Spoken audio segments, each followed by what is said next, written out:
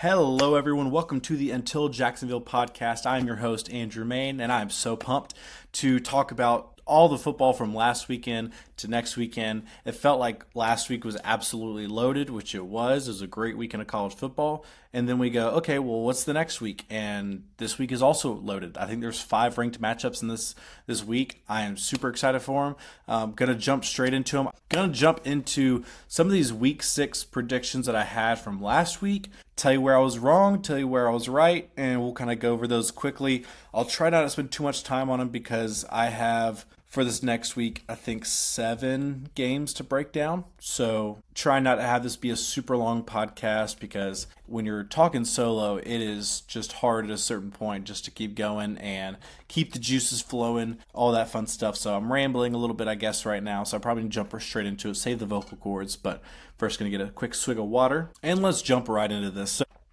first game to talk about is Georgia going into Jordan-Hare and taking on the Auburn Tigers. Now, this was a very controversial game. There's a lot of aspects I could talk about with this football game. I think the biggest storyline was the referees. And if you're a Georgia fan, you're mad at the refs for what went against you. If you're an Auburn fan or maybe just someone who wanted Georgia to go down, then you're saying that Auburn got screwed with some of the calls. I feel like it was a very poorly officiated game on both sides. I think there were calls that were controversial that they got right. Call me biased. But I think there were also a lot of calls that they made that were bad calls, but they were trying to make up for controversial calls that were correct, and it was just so stupid. So kind of breaking down this game, first of all, one thing that I thought was interesting, and I listened to a guy named Brooks Austin, covers Georgia. He's awesome. One of the things, so Auburn started this game hot on offense, and one thing that this guy Brooks Austin said, he was on the sideline, he's taking photos and everything, and he's talking to a Georgia staffer, didn't give a name. But he's saying, hey, what's going on defense? They're just walking up down the field on you. And the response he got back was, they're going to run out of plays. They're not explosive enough. After the game, you heard Kirby Smart, they were asked about how they started so quick on offense. And he said, they did a ton of things that we did not prep for, that they did not show on tape beforehand. And I think this is one of my concerns coming into it is because other years, Hugh Freeze against Georgia just seems to come up with a completely different game plan and script than any of the other games. And it's worked to start pretty well in these ball games, but when at some point you run out of plays and you're just having to rerun the stuff you did or go back to more of your base offense, when they did that, Georgia shut it down. Kirby Smart said that he didn't make a lot of adjustments in this game. They just played better. And if you look at the tape, that's really what they did. They weren't doing anything crazy schematically, but it was Auburn runs this play and it's a 15-yard gain. Later in the game, they run that same play and it's a 3-yard gain. Later in the game, same play, 4th and 1, incomplete pass, Georgia gets the ball. So they just played better. And again, this is a very young defense. I talked about it coming into the season, how young they were, and they've shown that at times this year. But there are times where they really just settle in, see a look once or twice, and they really adapt to it quickly. And that's why in some of these games, second half, we have done great on defense. The past few games, for a lot of that kind of the second and third quarter against Tennessee, Georgia shut them down. Against Alabama, rough start, shut them down in the second half. Kentucky, they're Kentucky, but the starters didn't allow any points in the second half. And then we look at this game against Auburn. They were up 10-0 with opportunity to go up 17-0, and from that point on, they did nothing. I believe the stats were somewhere in the ballpark of Auburn had outgained Georgia like 250 yards to like 30 or something. It was bad before that controversial fumble when they were about to go up 17-0. And after that, Georgia outgained them 301 yards to 50 yards. And 25 of those 50 yards were last drive of the game, down by 10 points with, about a minute left in the game. So it really wasn't doing much for you there.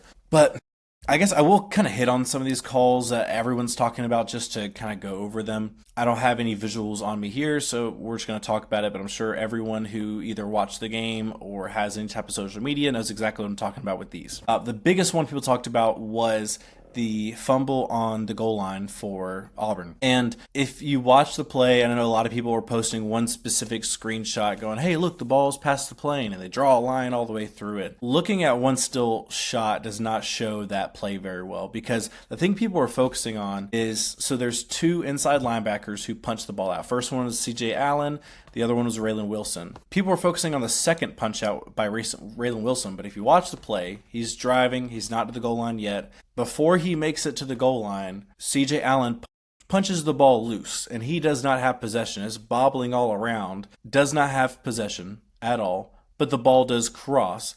The second punch comes, but again, he doesn't have possession. Second punch comes in, ball flies out. Safety of Georgia, Kyron Jones, ended up picking it up, ran it all the way back for a touchdown. And I know a lot of Georgia fans want that to be a touchdown. I wanted it to in the moment. But the reality is, because I didn't really hear whistles in the moment, but upon looking back on it, I mean, all the officials were in the scrum trying to find the ball, blowing the whistle, blowing the play dead, because they thought the ball was still somewhere in that pile. And then come to find out, it's over at the opposite end of the field because Kyron Jones got it. So I would have liked for Georgia to get a fumble there, but I think that's also asking a little bit too much from referees that just didn't see the ball come out. I mean, it's just I didn't know about it until way later. You know, everyone's trying to figure out if he made a cross, and all of a sudden the camera pans to Kyron Jones at the opposite end of the fields. I do think it was the correct call. Again, you have to get across the plane with possession, and he lost possession before crossing the plane. And then at that point, you know, the ball was out. Georgia got the ball 1 yard line. I would have liked for us to get a little bit better field position there, but really, really kind of adjusted from that and was able to put together a pretty good drive. But also from that, Auburn kind of fell apart. I mean, they had a targeting call on Gunnar Stockton, a late hit on him. They had penalties that were allowing Georgia to drive down the field, and they just kind of fell apart after that point in the game. And I think one huge part that people aren't really talking about in that, if you watch Georgia, when they get the ball to the 1 yard line after that goal line stop, they try to do a QB sneak to get a little bit of yardage. They got nothing. 2nd and 10, and I believe have a probably 20-yard rush by Chauncey Bowens. Great on Chauncey Bowens. But if you watch the replay, first of all, Monroe Freeling, Georgia's left tackle, was playing with a super swollen, I think, left ankle. And, I mean, just super casted up, really taped up. You could tell playing the game. He's jumping off of that left leg, letting it kind of be up in the air, putting everything on his right foot on a lot of the plays in this game. And you see him turn that entire defense, basically really seal that left side, flip the defense alignment inside, and that really opens up that hole for Chauncey Bowens to get a huge gain there. I think that's a really good football player playing really tough while being very hurt, and that got you some momentum, got you out of potentially having to kick from inside your own end zone, and if you're in that situation, it's really easy for them to block a punt, end up getting a great possession there, or even forcing a 3 and out, getting the ball midfield or better, and then trying to punch it in from there. So Georgia being able to take the rest of the second half to go down, that really helped. But it was such a long game. I think it was 36 minutes of actual real-life time just for the last 2 minutes of that first half of this game. The other controversial play that a lot of people were talking about was Kirby Smart calling timeout, or not calling timeout, depending on your perspective. If you listen to him post-game, he talks about how he told the refs before the game, hey, these guys clap on defense sometimes, and if they clap, it's a penalty. It's a delay of game on the defense, 5-yard penalty. And in that play, if you watch it, the safety for Auburn starts clapping, trying to get one of his players' attention. But again, that's a foul. Immediately, Kirby Smart is running to the refs, telling them that they're clapping. If you listen to the TV broadcast, you can very clearly at one point on one of the hot mics hear Kirby Smart say, they're effing clapping. He's making it very well known he's not talking about himself clapping. Do I think that there's a chance he also kind of called a timeout in that instance because the clock was running down and he's trying to get to the refs about the clapping and then the clock's about to hit 0? Maybe, but it was a situation where the refs screwed up on that. And so I think can both these be true, but even if Georgia had to call timeout there, what does it change? Georgia finished the game with an extra timeout in their pocket. They ended up punting that drive anyway. They didn't get any points from that drive. And in fact, the very next play, they called, I believe, a pretty tedious call on Cash Jones' blindside block. I think there's a couple other things you probably could have called for that, but I definitely wouldn't say it was a blindside block. But they call it on Georgia, basically forces Georgia to punt that drive. So it kind of felt like a bad call from a mistake that they made, but trying to get Auburn even because they feel like they've been screwed a couple times. That was just poor officiating. I mean, it was crap. So overall, though, Georgia defensively, I think, really locked down that second half. They didn't let Auburn be explosive, which was huge. Georgia Georgia's offense started just so slow, but really started going in the second half. And I mean, I don't think people give Mike Bobo enough credit for that second half. I think he was pretty creative at times. I think our run game was just not working nearly as good as it has been all season. That was our worst rushing performance of the season by far. Usually they're a lot more ahead of schedule. They weren't against Auburn. And that played a huge role, I believe, in that, in kind of the offense being slow in the beginning of the game. But in that second half, Mike Bobo was really creative. I think that last full drive for Georgia, it took off 8 minutes, 45 seconds off the clock, was a great game-winning drive. And there were several 4th and 3s, 3rd and 12s, those types of plays that Gunnar Stockton and that Georgia offense converted. You didn't have wide receivers dropping it. You had Gunnar Stockton threading the needle, making good decisions, and I think that's something to really build upon. The other thing that I was really impressed with Gunnar Stockton in this game was not that he played his best game, but he did things in this game that he hadn't done all season. So all year, one thing I've talked about a lot is against zone coverage, you could tell he just does not trust himself. He doesn't rip the ball into these tight windows. He kind of just holds onto the ball, ends up trying to run, maybe gets a couple yards, maybe gets sacked. And that's really, I think, what hurts Georgia's offense at times. And we've done well against man coverage because we have the dudes to win in man coverage. But against zone, he shouldn't trust himself enough. I think in this game, there were several throws that he made that he would have not made 3 weeks ago, 2 weeks ago. And so I think that's very promising. Were some of them inaccurate or maybe even not the best decision? Yes, but he's taking strides in what was his biggest weakness, I believe. So I think that is very promising, and a lot of people, after just a couple games, are hating on him, not thinking he's going to be good because he sucks right now. Not every quarterback comes out the gate swinging and is a Heisman contending quarterback. I mean, I'm not saying he's going to be a Heisman contending quarterback, but I think he's more than good enough for Georgia to win with him. And I think against Tennessee, he was a huge part of the reason why you did win that game. I think against Alabama, he was a huge part of the reason why you had a very good chance of winning that game. At the end of the day, you couldn't, but when guys drop the ball, when other people make mistakes, it can make it hard. He was not the reason you lost that game. But with this, I think he did a really good job, did a lot of good things with his legs, had that great Superman dive into the end zone. I feel like, and this is something I've kind of been pondering, I haven't talked to anyone about, but I've just kind of gone on my head about it. I do wonder how differently people would talk about this game if it was flipped, where maybe Georgia came out the first half and exploded on Auburn and went up 20-0, and then Auburn climbed back and made it 20-10. Would people talk about Georgia the same way? Because when I think of the times that it was not very fun to watch Georgia football under Kirby, was that like 2019 season was one of the most miserable to watch because we had a pretty bad offense. But in that season, so many games we would be up.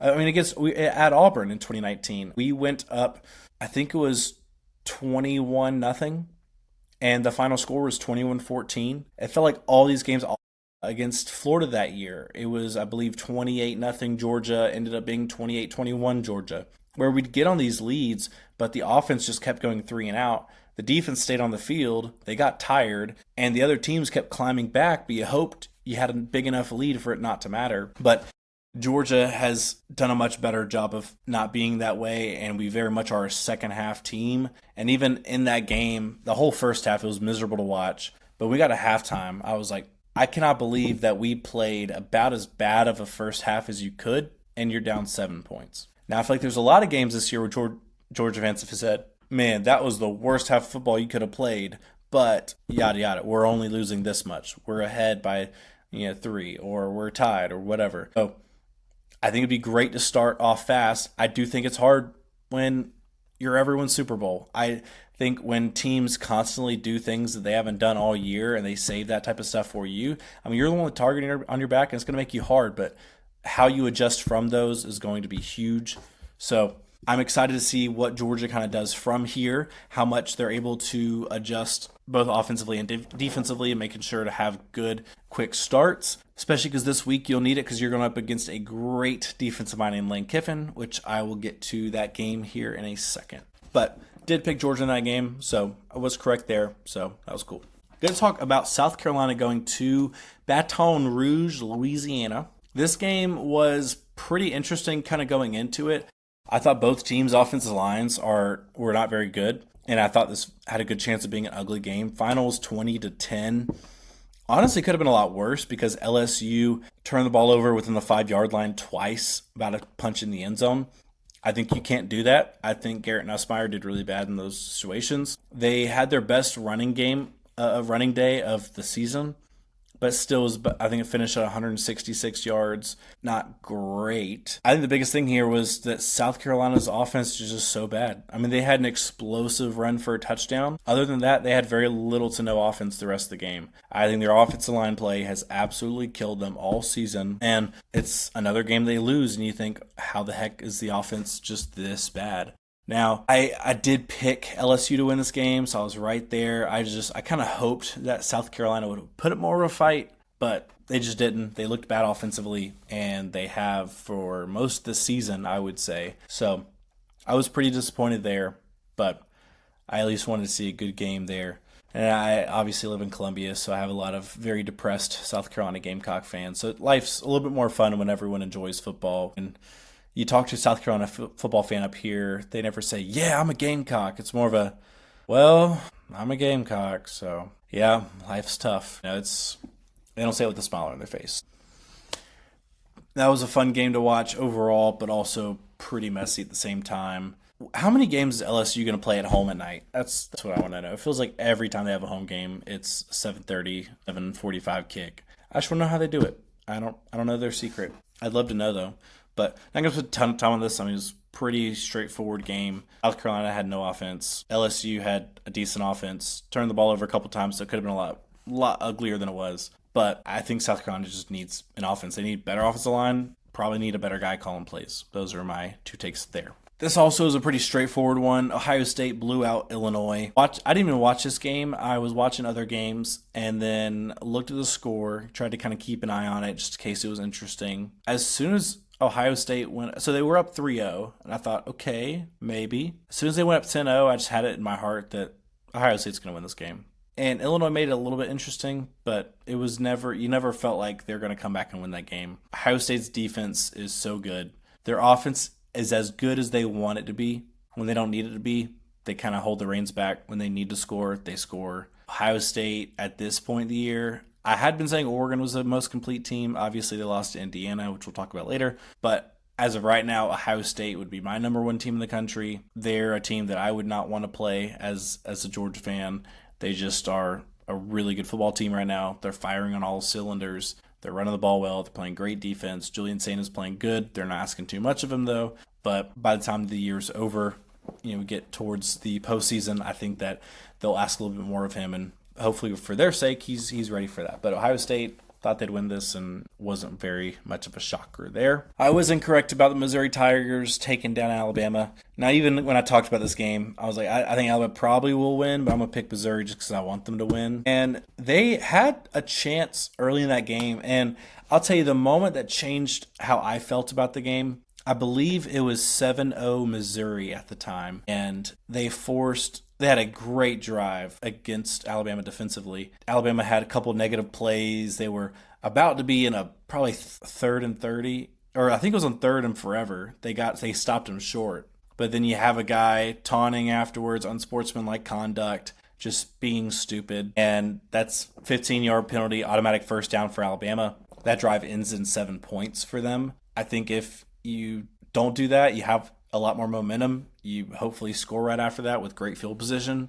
And those are the types of moments that whenever you see a team like Alabama or one of these bigger programs lose in an upset like that, those moments don't happen against the underdog if the underdog is able to win. It's usually the other way around. I think of Vanderbilt, Alabama last season. I feel like all those types of penalties were against Alabama. Vanderbilt played good, clean football, and they were able to pull out that win.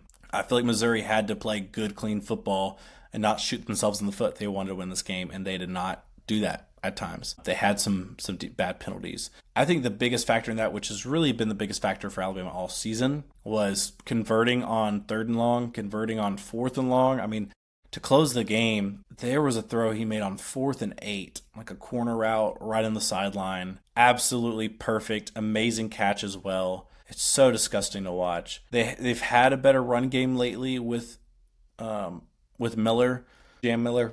I believe he got banged up pretty bad against Missouri. I think he's going to be out for a bit from what I've heard. I could be wrong there. So that'll probably impact them because he was the one that really got the run game going again. But also, when your quarterback's consistently converting third and long, then you'll be fine. I mean, it's going to put a lot on him, and if he gets banged up at all, it's going to really limit their offense quickly. Ty Simpson is playing very good football right now, probably one of the top quarterbacks in the country, in my opinion. If I was a team and I needed to have a game-winning drive and I had to pick from all the current college football quarterbacks, I'd probably start with Ty Simpson because he converts on third and long. And when you're trying to air it out, game-winning drive, you need to be able to convert third and 12 and feel good about it. And I feel good about him being able to do that. Hope Georgia doesn't have him play him again because it was not fun watching him go 9 for 9 on his first 9 third-down conversions against the Dawgs. Missouri was not able to win it here. I was hoping they'd be able to run the ball better. They could not. I think they really limited Hardy and that run attack. I also really didn't like what I saw out of Bo Pribula late in that game. He made some bad decisions, didn't play clean football towards the end of that game. I think they very much they were in a situation to possibly try to win that game or at least force overtime, and they just couldn't do it, and he didn't make it easier on them. So I also feel like they didn't really push the ball downfield. I think it was probably 2 minutes left in the game when it felt like they threw their first real deep shot in the game, and they connected on it, got the ball at like the 3-yard line. But where was that all game? They didn't have that all game. It was just, we're either going to slowly go down the field or we're going to punt the ball. And so I think you got to be explosive to be able to win games like that. And so far, Drinkwitz hasn't been a guy that's won these big games in Missouri. I was hoping he'd get his first one, but he just hasn't done it. Kalen DeBoer has proven himself way more in these types of matchups. So Tigers go down at home in the construction site. Alabama continues to roll, unfortunately. Now, this last game was the one I was probably the most shocked about. Number 7, Indiana, went to number 3, Oregon. I have a coworker, and he's 30-something years older than me, and I always make fun of him for being old just to give him a hard time. Grew up in Chicago, went to Indiana University of Indiana. I think it's IU, Indiana University. I think he asked me, Andrew, I want to hear your thoughts. So do you think we have a chance to beat Oregon? And he's like, shoot straight with me. And I told him, first of all, if you'd like to know, listen to my podcast. But I kind of told him they can win. I don't think they will win.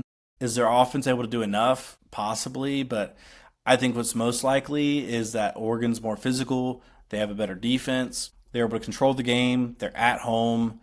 And I trust Dan Lanning. I think they'll probably be in control of the game the whole game. Indiana will probably fight back late to make it look close, make it look like a good loss. But I think Oregon's going to win that game. And that's not what happened. It was pretty much the opposite.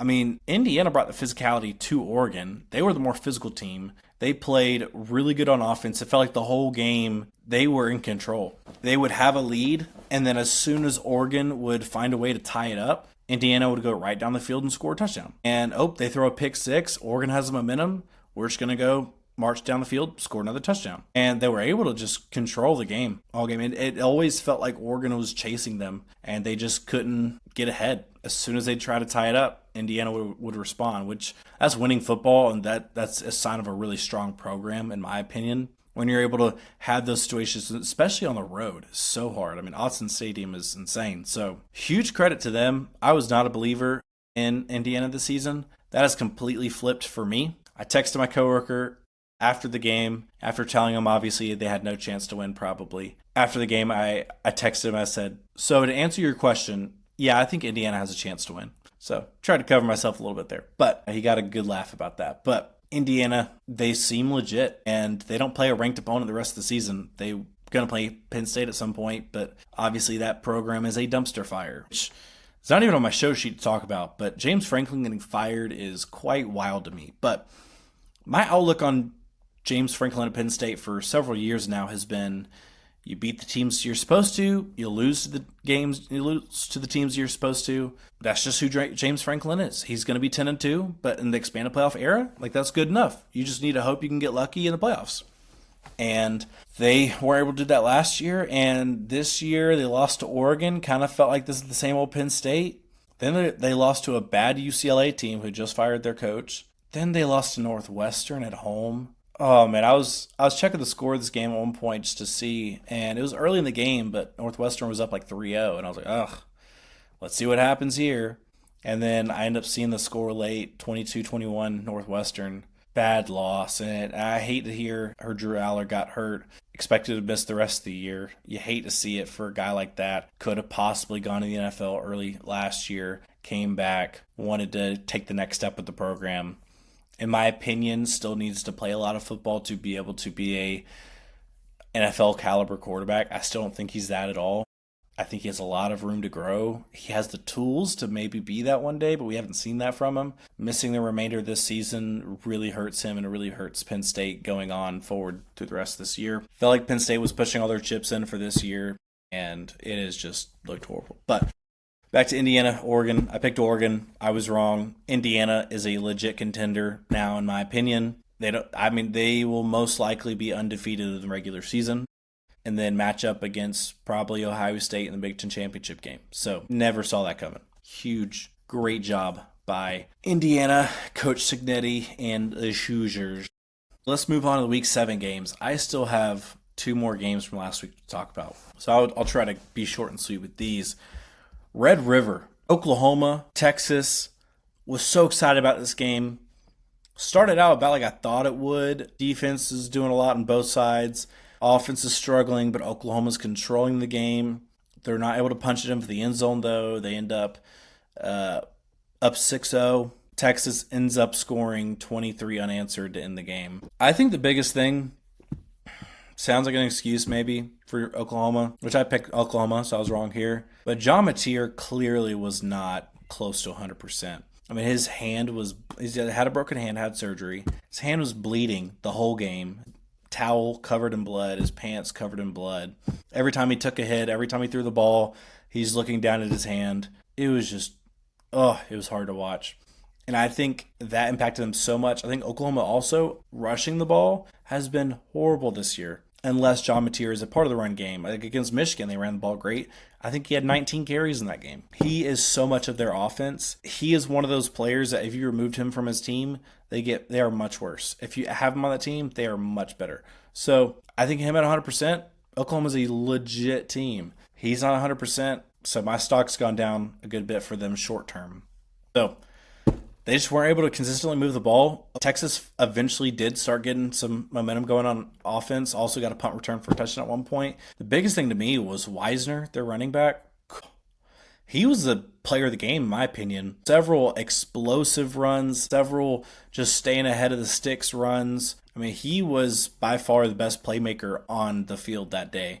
And he was the difference in the ball game to me. Arch Manning played winning football. He didn't look like a Heisman winner. He didn't look like trash. He looked like a winnable quarterback. He looks solid. So all good there for Arch Manning. But yeah, I was wrong on that one. I also thought it'd be higher scoring. Unfortunately, it wasn't, but Oklahoma just had little to no offense most of that game. Florida at Texas A&M. The way this game started, I thought this was going to be an absolute shootout. It's touchdown, touchdown, I think field goal, touchdown. I mean, it's just back and forth. But then pretty quickly, Florida was just not able to move the ball at all, and not consistently. And Texas A&M kind of stalled out a decent bit too. I mean, late in the game, it's 24-17. I think halfway through the fourth quarter, Texas A&M was able to get a touchdown. Then they're able to get a strip sack. They're able to kick a field goal. And that could just kind of close out the game. Texas A&M is just so explosive. They have a really good running game. They have a very explosive passing attack. They have a very good defense. I mean, Texas A&M may be the best team in the SEC right now. Probably close behind would be Alabama. I would say it's between them right now for the best 2 teams in the SEC. I'd love to think Georgia's one of the best 2. I just don't think right now they're playing that way. By the end of the year, they very much could be that. But Texas A&M looks dangerous. They look really good. Florida loses yet another football game. Billy Napier is still there. I did hear from some kind of inside reports, whispers. Apparently, it's kind of been decided amongst the athletic administration that Billy Napier will be gone by the end of this next weekend, win or lose against Mississippi State. So we'll see there. I believe they host Mississippi State. I mean, I hope Mississippi State wins because obviously I'm never pulling for Florida. But it kind of feels like Florida's just a weird team right now because they're just it feels like they're going to fire their coach but they just haven't done it yet. I think the reason why they probably waited is so you give the interim head coach the bye week, give him a little bit extra time to kind of get his feet underneath him. But I mean, then his first game would be coaching against Georgia. So I mean, either way, Billy Napier's still there. So if they do fire him, the interim's going to have to coach their first game against Georgia. So we'll see how that goes. I don't know. It just feels like Napier's a dead man walking, and it's not a matter of if, but when he gets fired. I don't know. I mean, but hey, he's probably going to get paid a lot of money from buyout, so don't have too much sympathy for him. So on to our week 8 games to talk about. I have so many football games to talk about. I wish I would have done my reaction podcast earlier in the week, so then I had more time to, do an episode on the last week's games, doing that episode here. But I've just been so busy, and so I'm gonna do that. So we're just shoving it all into one single pod, and we're just gonna see what happens. So. And let me break these up so it's a little easier for me to read. All right, where else to start besides the number 5 Ole Miss Rebels going to Athens, Georgia? Georgia officially announced they are striping out the stadium, so they're doing to match their pants, the stripe on their pants, doing white on the sides and the kind of bigger sections of the stadium. One's going to be red, one's going to be black. Kind of pumped to see how that's going to look. Georgia's never striped out the stadium that I've never known of them doing that. Sometimes they'll do red outs or black outs. Other than that, they don't really do anything. Sometimes they'll do a pink out in October. But hey, anyway, talk about football, not fans. Actually, sidebar. This would be a perfect opportunity for some black jerseys. That's all I'm saying. People always act like the black jerseys are cursed because of one game that happened 17 years ago. But Kirby Smart has never lost in the black jerseys. That's all I'm saying. He's 3-0. He's 3-0. Never lost. So anything you can do to get a little bit extra juice. I mean, Georgia fans complain about Georgia starting so slow every single dadgum ball game. If you could do something like black jerseys just to get a little bit more extra juice in the stadium, why would you not do that? Just one game. Especially a game like this. It's not like it's cursed like when we played Alabama. I understand the history of the blackout against them and we lost.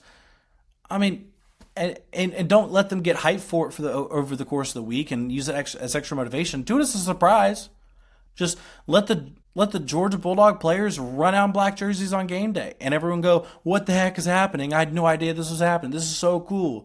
Everyone's juiced, and oh my gosh, you could have a fast start because of it." It's my rant for the day about Georgia's jerseys. All these old timers think you're going to lose a football game just because you have one alternate jersey. It's ridiculous. Anyway, so Georgia gets to host Ole Miss. I think one of the biggest keys in this game is if you look at Lane Kiffin offense at Ole Miss, really just in general, but especially at Ole Miss, on the road versus at home, huge difference in yardage, production, scoring, all of that. Reason being, their offense, they do a lot of stuff pre-snap, a lot of movement, a lot of motion. The other thing that they do is they'll call a play, they'll go up to the line of scrimmage, hut. All right, look at the sideline, check with me, what is coach seeing? Okay, based off what the defense is doing, we're going to change it to this play. All right, everyone, we're changing this play. We're changing this play. All right, ready, snap. And all that time, Lane Kiffin's in the headset of the quarterback going, okay, this is what we're going to do. This is what I'm seeing. This is what you need to look for. This is what we're changing it to. And it's so hard to stop an offense like that because they're constantly going off of what the defense is doing. But when you're on the road and you get 90,000 fans screaming their head off, that makes it a lot harder. So traditionally speaking, it's been very difficult for Lane Kiffin just to play good on the road, period. Georgia does have a very loud environment. The big thing for them is going to be, can they sustain long drives? Because that's what's really killed Georgia this year, has been giving up long drives, especially to start the game, which is going to help kind of take the crowd out of it. I think the biggest two things that can take a crowd out of a game besides blowing the team out is when they have super long drives and the defense can't get off the field, or the other team is super explosive and you just feel like there's no hope because they have all the momentum. So those are really the two of the bigger factors for me when it comes to limiting the home field advantage. So Ole Miss, I do think, has a very good run game. Since Trinidad Chambliss has joined or become the starting quarterback, he's added a whole nother dimension to their run game. I think also that they have done a lot. He's gotten a lot better as a passer in his games that he started. And they do a lot of interesting things. I mean, they put a tight end in the backfield with him and just have him as a lead blocker, and they'll do a quarterback run. Just these weird, cool things that is really fun to watch. Trinidad is still a younger quarterback in Division I terms. I mean, he's a D2 quarterback, got some good experience there, but can Georgia rock him? Can they get some hits on him? Can they get him to try to get the ball out too quickly or make mistakes? That'll be a big question there. But they are very explosive. So the big thing here is Kirby Smart, and that defense is really going to need to be able to stop the box, stop the run to the light box, and really limit explosives. If they don't do that, it's going to be a very long day for the Georgia defense. In-game adjustments here are huge. I think the chess match between Lane Kiffin and Kirby Smart slash Glenn Schumann is going to be so fun to watch. I think against like the Tennessee game, for example, you could look at it and go, wow, Tennessee did this great. And then the defense for Georgia adjusted and started doing this. And then the offensive coordinator for Tennessee started doing this based off of that. And then the Georgia defense adjusted off of that. And it was just a great chess match. I think this game could very much be that way, but this one's in Athens. It's not on the road. It's going to be hard for Lane Kiffin to communicate the quarterback, to make these adjustments, make these changes. And so it's going to be fun to watch, I think, just that side of the ball. Georgia just cannot allow Lane Kiffin and that offense just to stay on the field the whole game. They've got to get 3 and outs. They've got to get turnovers. Got to have a way to find momentum on the defensive side, because it's a lot of our games this year, Georgia has not been able to gain momentum from the defense, especially early on in the football game. Georgia's run game here, I think, is huge. I think Ole Miss in previous years has been very risky, very aggressive. I think when you don't have a great defense, like when you're just giving up explosives and you just can't play straight up football and stop the other team, you go, well, this is what we're going to do. We're going to play super aggressive. We're going to blitz. We're going to send pressure. And every play is either going to be an explosive, like it would be either way, or it's going to be huge negative. We're going to get a sack. We're going to get a tackle for a loss. We're going to get an interception. We're going to get a fumble. And those types of teams, they'll give up a lot of yardage, but they also get a lot of turnovers. They get a lot of negative plays as well.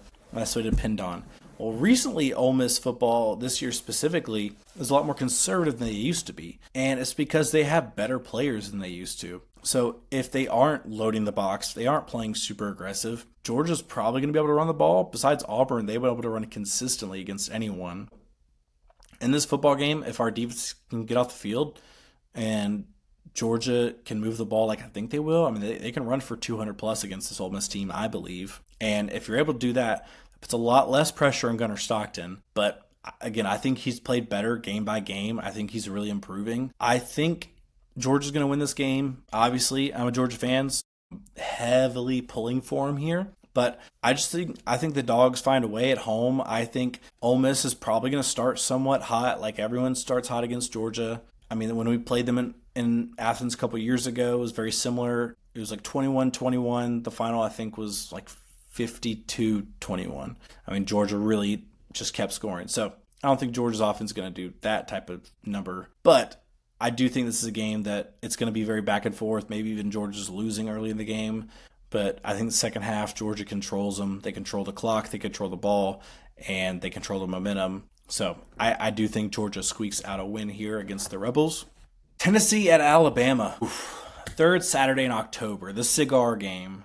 For anyone who doesn't know, the winner of this game gets to smoke a game-winning cigar. And up until a few years ago, Alabama did have a 15-win streak against Tennessee. And in 2022, when Tennessee beat them, it was in Knoxville. And people that were at the game said it was literally like there was a ceiling above the stadium from all the cigar smoke in the stadium, which was just one of those cool college ball moments, I guess. But big cigar game, big moment. How legit is Tennessee and how legit is Alabama? I think Alabama is very legit. I think Tennessee is a very good team. We're still trying to figure out if they're this playoff contender elite team.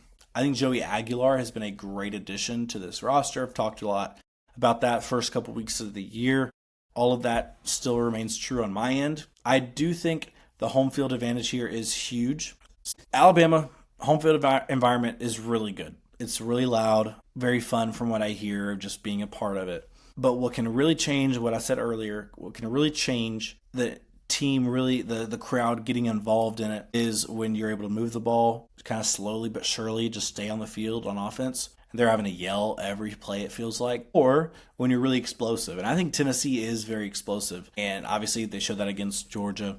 I think they have the weapons to stretch out this Alabama defense. I think the things they're doing in the screen game as well as their run game has really helped them out. And I think that's a big matchup for them is, can they continue to do that? Can Alabama limit the run game and screen game? Or is Tennessee living in 2nd and 5, 3rd and 2, and taking shots? Because that's what they want to do. They want to be in 2nd and 5, take a shot. You don't get it, let's just get the first down. And if they're able to do that, if they're able to live in 2nd and short, they very well could win this ball game. But I do think this is a very good Alabama defense, and I think that'll make it hard. It's possible to run against them, I do believe. But I don't know. It's just, I don't really know what to say about Womack, the defensive coordinator, because at times it felt like all he did was run man coverage, and if you had the weapons, you just beat him. But then lately, it feels like he's played a lot better, or coached a lot better. I don't know how much of it is just now he has his full system in, or if it's a situation where he's just adapted as a coach. I don't know. But if they're able to force Tennessee to walk it, that's not really what they want to do. They want to walk down the field, be explosive. And so that's what I'll be looking for in this matchup. Also, can Alabama win the one-on-ones? Because Tennessee does run a lot of pressure, a lot of man coverage. And I think Alabama has the weapons to make Tennessee pay for it. Georgia made them pay for it, and I think Alabama's weapons are better than Georgia's as of right now. I also think it's huge for Tennessee.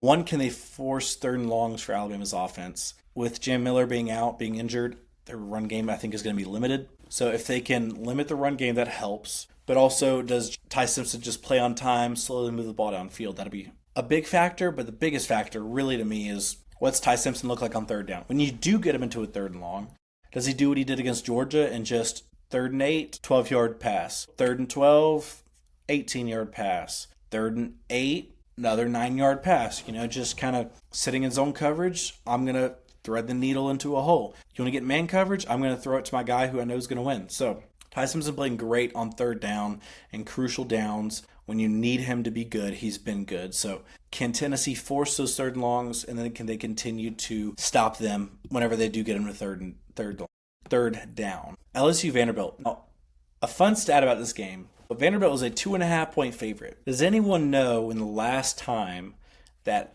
Vanderbilt was a point spread favorite over an SEC opponent? I'll wait. 3, 2, 1. 78 was the last time. It's a long daggone time to not win or not be favored over an SEC opponent. That's just shocking to me. It has not been favored over an SEC opponent since then, which is very shocking. 78 is a long, long time ago. But Vandy football is legit. Right now, 5-1. Only loss is to Alabama. LSU's only loss is to Ole Miss.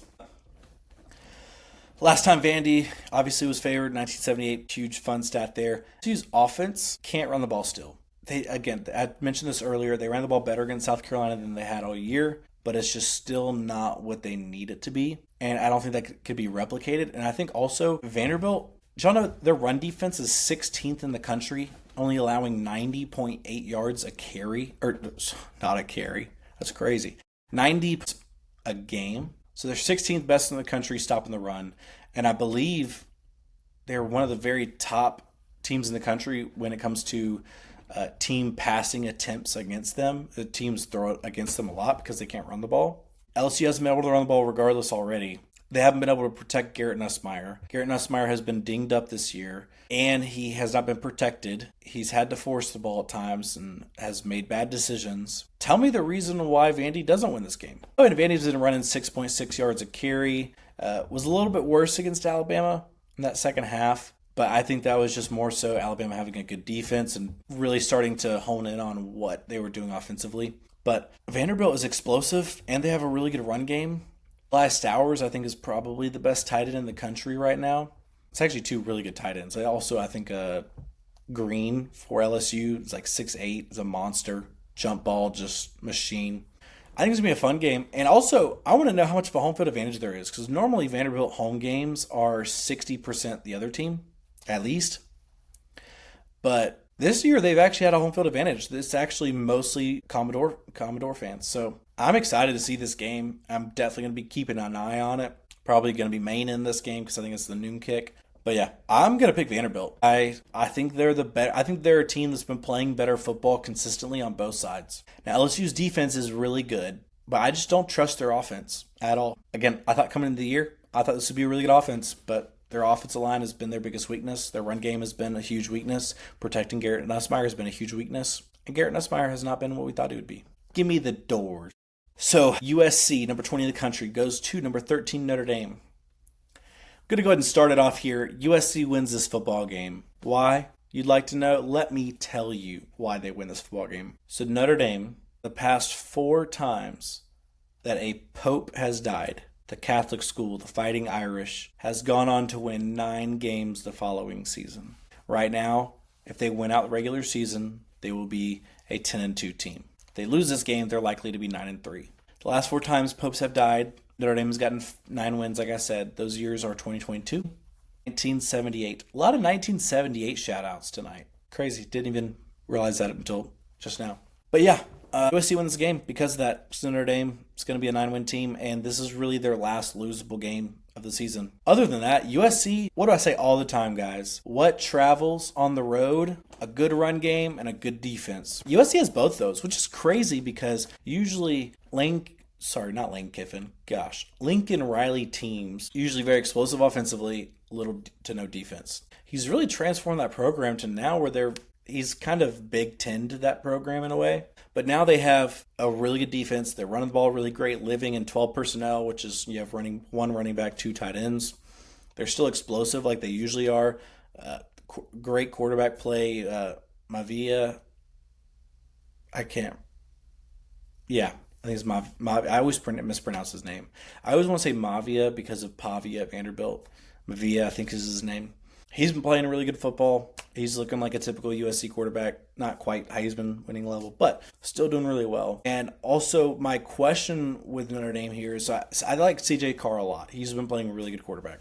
But how healthy is Jeremiah Love? I know last game he got dinged up a little bit, which they played a lot of lesser competition, so you're not really sure how good they are since losing to Texas A&M. But Jeremiah Love did get dinged up. He's usually someone they don't feed a lot, even though he's really good. So how limited is he in this game? Is he a guy that gets 8 touches, or do they give him 15? I don't know. I think his most in his career is like 17. It could have changed this year. I haven't watched every box score of them. I don't think I've really paid attention to them a ton other than, besides the obviously Miami game, Notre Dame game, or Texas A&M game to start the year. And then I did pay attention to the Arkansas game, but they blew them out pretty quickly. And that was just a dying team with a about to be fired head coach. I don't see them putting up enough offensive production against USC's defense to be able to win the game, even though it is at home. I'm just not a believer in Notre Dame. And I think when you start 0-2 you should and play bad competition and you lose to your best opponents, I don't think you should be a playoff team. And I think if they win out, they'd end up being a playoff team as they're number 13 right now. I don't think they deserve it. I don't think they're a playoff-worthy team. Join the conference, Notre Dame. Join the conference. That's what I got to say about that. Give me the Trojans. Missouri at Auburn is kind of an interesting football game. So my first question here is, does Georgia beat Auburn twice? Now, sometimes people say this team beat this team twice. It's when they beat them, and the next week the team that lost plays bad, plays flat, and it's almost like the team you lost to beat you twice. Well, my question for Auburn is, do they do that? Do they come out flat? Do they feel like all their time? I mean, all the Auburn fans, all they've been talking about is how they got screwed by the refs and how Jackson Arnold should have had a touchdown and Kirby Smart was calling a timeout, not clapping, and all this stuff. And they're not locked in against Missouri, who's a good football team. Now, I do have concern for Missouri in this football game. I don't know if they can run the ball consistently. This is a very good Auburn defense. They've shown that against every opponent they've played so far. Obviously, they showed it against Georgia. By far their worst rushing attack of the entire season was against Auburn. And I think Auburn can limit the Missouri run game similar to how Alabama did. One thing I thought was interesting about Auburn's defense is their linebackers. They basically got one really big linebacker, number 0, big, physical, hit you hard in the hole. And then they have 2 outside linebackers who almost look more like safeties. They're really small, but they are very quick and still lay the lumber. And I think when you have that outside zone type offensive scheme for Missouri, I just think team speed, if it's good, can stop that run game. So I will say watch out for that. I also didn't love what I saw at a Bo Pribula. I talked about this earlier. late against Alabama. Made some bad decisions. When the running game wasn't working, the offense did kind of fall flat, which I didn't think was going to happen. They weren't really explosive, which is going to be hard when you're playing a good opponent on the road. So does Auburn win this game at home? No, they don't. They don't. Missouri comes out on top here, and here's why. You hear all the time these good programs, what do people say? They just find a way to win. I think that's similar to how Georgia's been. They've played flat first half a lot of these games, really the past couple of years. But they just usually, these types of games, find a way to win. Last week, we found a way to win. Auburn, Hugh Freeze said, we just keep finding ways to lose games. And I was about to pick Auburn when I was looking at my notes for this, and I was kind of going back and forth, and I was like, as I'm breaking the game down, I think Auburn might win this football game. But I think they'll find a way to lose it because of what Hugh Freeze said, and I think Hugh Freeze is out of here, probably with the loss this week. So they're not big fans of Hugh Freeze at the moment. All right, couple quick games to go over. These aren't as big of matchups, but I do want to mention these. Oklahoma at South Carolina be happening about 20 minutes from my house. Now, here's a little hope for South Carolina fans. Last year, South Carolina was 3-3 at this point in the year. They finished 9-3. They finished one of the hottest teams in the country, everyone said. So can they bounce back? Shane Beamer, year after year, he has high expectations. The year starts, and they're like, nope, never mind, we're not nearly as good as we thought we would be. And then they just start climbing up, and then they get better and better. In the end of the year, great. So can they bounce back? That's a big question for me. Last year, they won this matchup in Norman because of a lot of turnovers. I don't know what it is. I just feel in my spirit that this is going to be one of those games that doesn't make sense, but they just have a lot of turnovers. I think Mateer's still not being 100%. I don't think Oklahoma can run the ball at all without a healthy Mateer. I think he's still going to be dinged up with his hand. I don't think he's going to be playing 100%. I think that will cause South Carolina to be able to be aggressive and be able to get stops on defense. I don't think they're going to move the ball consistently, but I do think they're able to get lucky and be explosive and mostly just probably have turnovers and just play really good defense. I think is probably the way they would find a way to win this game. I think Cocktober is real, guys. It is Cocktober. The State Fair is going on right now. It's going to be sharing the same parking lot. When the State Fair is on, South Carolina is ready to go. It's right next to the stadium. Cocktober is real. This game will make no sense because it's college football. Oklahoma should win this game, but somehow the Gamecocks are going to find a way to beat the Sooners. Sooners are number 5 in the country, going to go 0-2 the last 2 games. Mark it here first. Unless I'm wrong, then I blame the coaches or the refs or the players, depending on what happens. Not my fault. Last game to pay attention to is number 4 Texas A&M, who I said one of the better teams in the country right now, at Arkansas. And Arkansas is interesting. They've played really good football since firing Sam Pittman. Really had a good chance late to beat Tennessee. Tennessee ended up finally controlling that game, but for a while they were able to really move the ball consistently, especially on the ground. They weren't super explosive, though, and I think that was a lot of Tennessee's defense kind of making them just work the ball down the field, making it be long drives, 9+ yards, or 9+ play drives. So I do think that hurts Arkansas if Texas A&M goes with a similar game plan, because I do think Texas A&M's defense is better than Tennessee's. But also, I think Texas A&M is just honestly too explosive for this Arkansas team. Now, Arkansas can be really explosive, but it's mostly on the ground. And I think Texas A&M is explosive on the ground and in the air. Marcel Reed is playing a really good quarterback, I think, just very explosive. And I think they run the ball great. I think they're explosive, and they play great defense. So I do think A&M wins this game, even though it's at Arkansas. Is there a chance it ends up being kind of an interesting game late? Talon Green is good enough to make this game close, but I just don't think they squeeze it out. I do think A&M does find a way to win this ball game. Man, about an hour on this one too. My throat is shot, honestly. About halfway through, I was like, man, I'm struggling. But push through. Thank y'all so much if you're still listening. I really appreciate you. Just know that. You got all the love in my heart. Thank you for supporting me. I'm so happy that y'all are hopefully enjoying this. If there's anything you'd like to see, any type of different segments or games specifically you want to hear my feedback on, hear me break down and kind of talk about If you have any of your own opinions, your own sports opinions, feel free to text me. I've had several friends that I didn't even know were listening to the pod, and then they're texting me about their team specifically, asking me for my opinions, and I absolutely would love to give my thoughts. So if you have any specific games you want talked about, or you want to hear my thoughts on the podcast, or just talking, would love to go over those with y'all. Got to be another great week of college football. I'm super pumped. I'm sure y'all are as well. And I do have a couple reminders for y'all real quick before we head out. Would like to let everyone know that it has been 1,804 days since Florida has beaten Georgia in American college football. And we only have 15 more days until Jacksonville. Y'all have a good one. God bless.